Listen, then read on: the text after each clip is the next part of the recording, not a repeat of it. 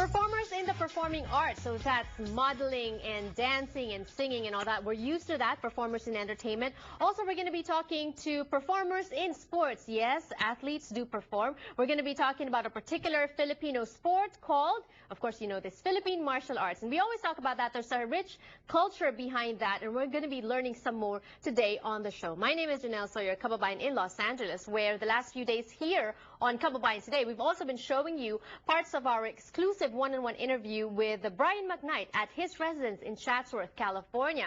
We all know him as a 16-time Grammy nominee. He's known for his love songs and his ballads, but did you know that not too long ago, he actually released via YouTube an adult sex tape, or an adult sex mixtape. Am I saying it correctly? But anyway, he talks about that in the interview, part of the interview that we're going to be airing today on the show. But before anything else, of course, as I mentioned earlier, we're going to be talking about Philippine martial arts. Brian Calaustro, hello and welcome to Kababayan LA. Thank you. So should I say Guro Brian Calaustro? Hello and welcome to the show. Thank you. Brian, okay, I've talked about Philippine martial arts a lot of times here on the show. And I guess my first question is, how is Sayoc, or your organization, or your style of Philippine martial arts different from the others? Well, you know, Sayoc Kali, it is a Filipino martial art. And, you know, for what we do, we always try to evolve our Filipino martial art. Okay. You know, we try to incorporate a lot of mindset and a lot of realistic training into what we do.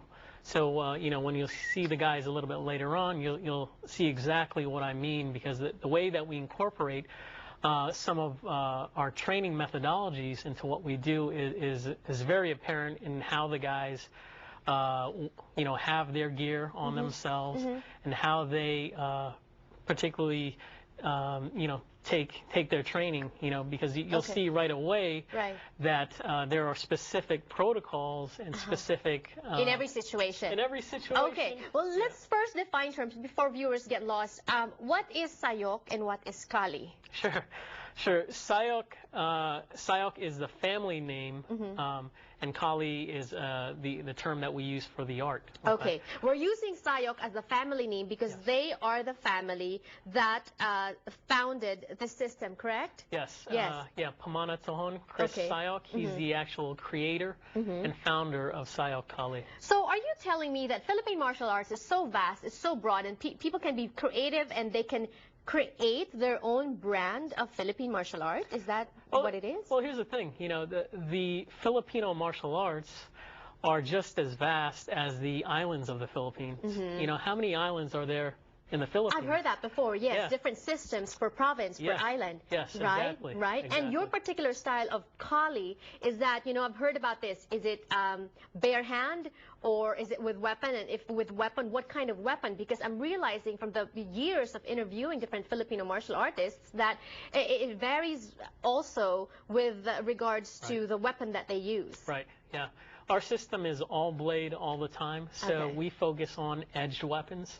So the knives, the swords, things like that, anything with an edge, we take that and we start our students out with those types of weapons, and then translate that into other things like empty hand. All right, it's a little bit scary for me when you start out with the blade, because blades can be sharp, it can kill, it can hurt, it can wound people. Yeah. So right away, you get an understanding for the tool and how it works and what it can do.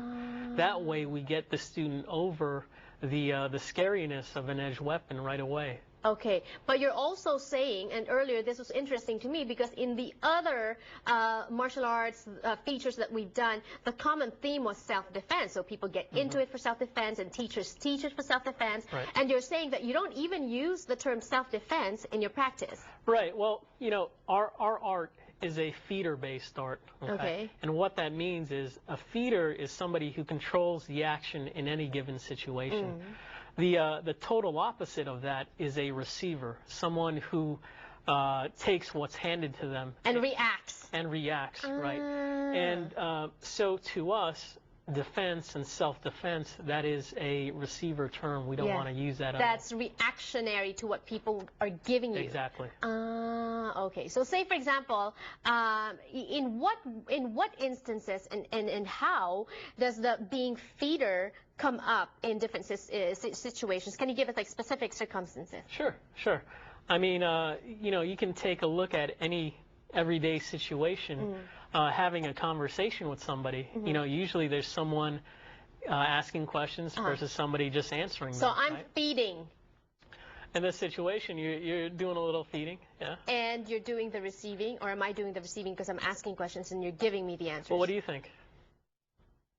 I think I am feeding also Now because you're I'm receiving, controlling the right. conversation. See how I changed it? I asked you questions. So that's the basis of our art. Okay. You know, we're a feeder-based art, Right. but any time a receiver can become a feeder just by their actions. Right, right. So there's this struggle for positions, feeding Yeah. and receiving. We're going to be talking about this a little bit more. It gets interesting. And did you know that Sayoc, this group, also has been doing choreographing fight scenes for different Hollywood movies? We're going to be talking about that when we return. Don't go away.